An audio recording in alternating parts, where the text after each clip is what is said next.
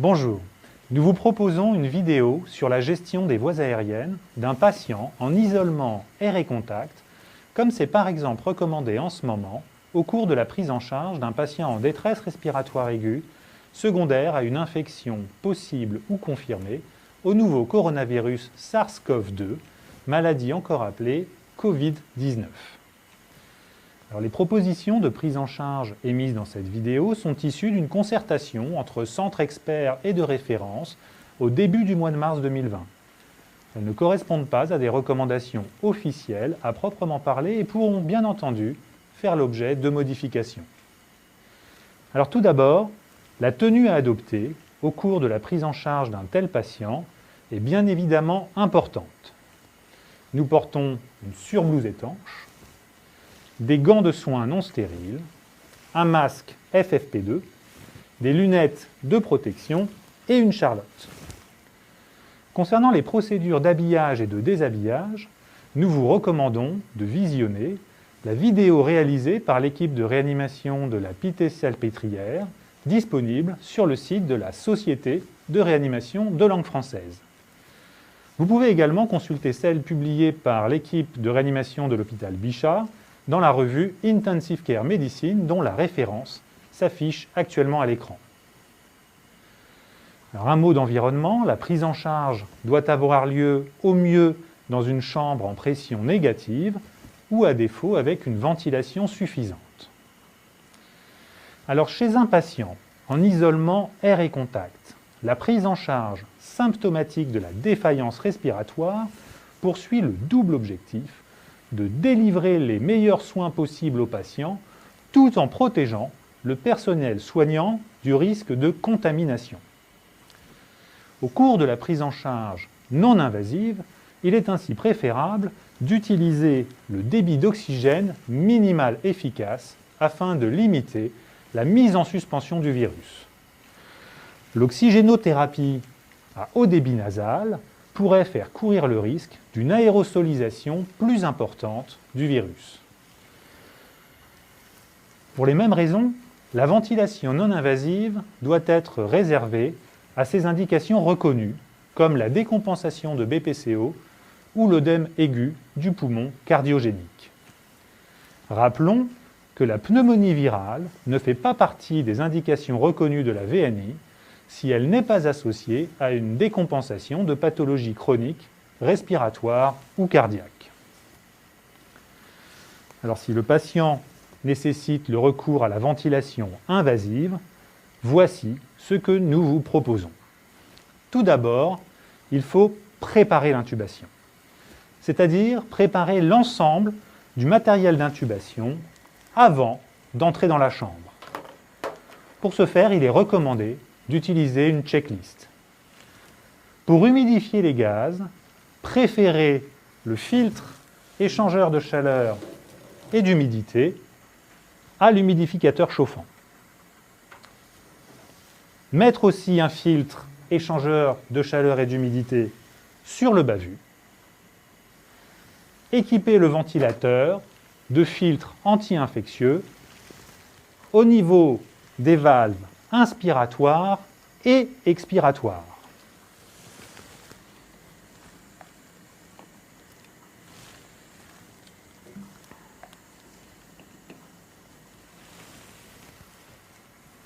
Préparer un système clos à installer juste après l'intubation.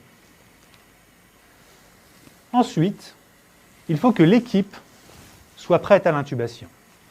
Ainsi, l'intubation doit être réalisée par un praticien expérimenté.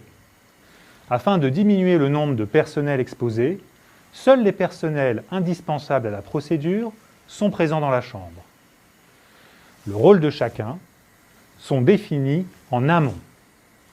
Pendant la procédure, les membres de l'équipe veillent à communiquer entre eux de la manière la plus claire possible et se surveillent mutuellement afin de détecter tout risque de contamination.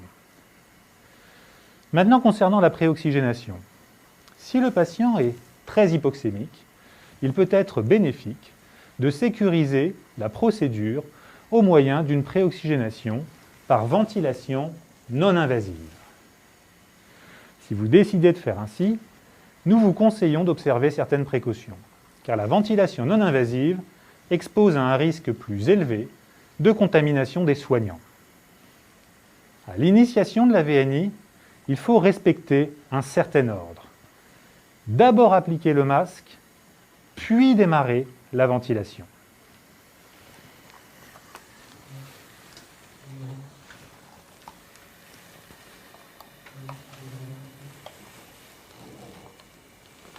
OK pour la ventilation.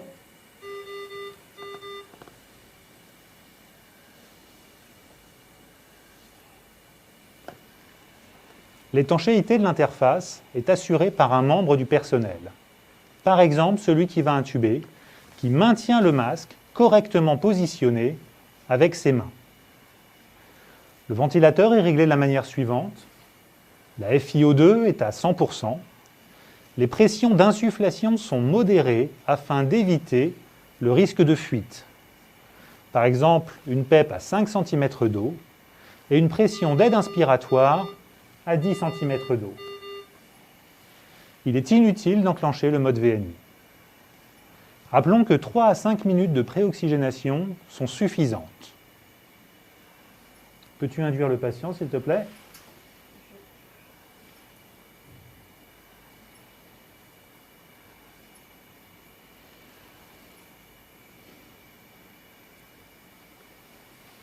Une fois l'induction réalisée, il faut à nouveau respecter un certain ordre. D'abord arrêter la ventilation, puis retirer le masque. Peux-tu arrêter la ventilation, s'il te plaît ?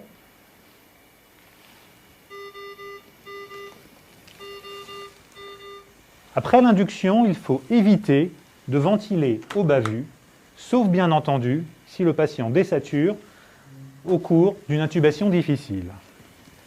Pour l'intubation, il est intéressant d'utiliser un vidéo-laryngoscope, au mieux jetable, afin de ne pas trop rapprocher son visage des voies aériennes du patient.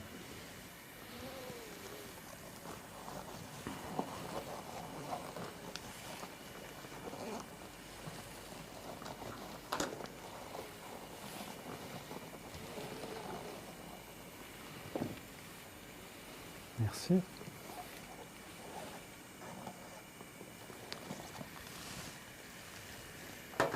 Ce type de matériel doit cependant être utilisé par des opérateurs correctement formés à son usage. Une fois l'intubation réalisée, il faut encore une fois faire attention à l'ordre dans lequel on fait les choses. D'abord gonfler le ballonnet, puis connecter le circuit du ventilateur. Et seulement après, démarrer la ventilation.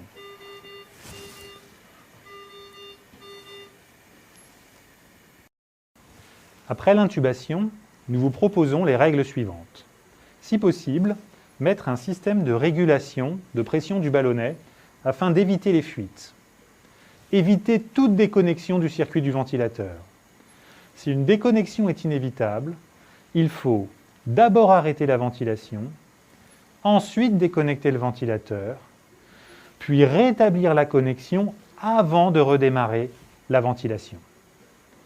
Peux-tu mettre le ventilateur en pause, s'il te plaît ? C'est bon.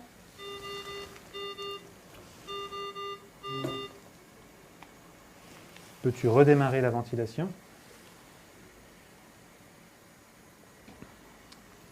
Si le patient est très hypoxémique, il peut être commode de réaliser une pause téléexpiratoire pour arrêter temporairement la ventilation. Peux-tu réaliser une pause téléexpiratoire de 15 secondes, s'il te plaît ?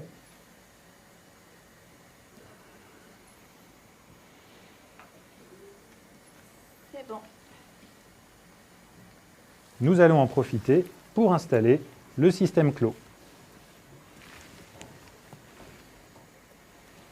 Nous pouvons arrêter la pause et redémarrer la ventilation. Voilà pour le reste. Nous vous recommandons bien sûr de suivre les principes de la ventilation protectrice et les recommandations de prise en charge du SDRA.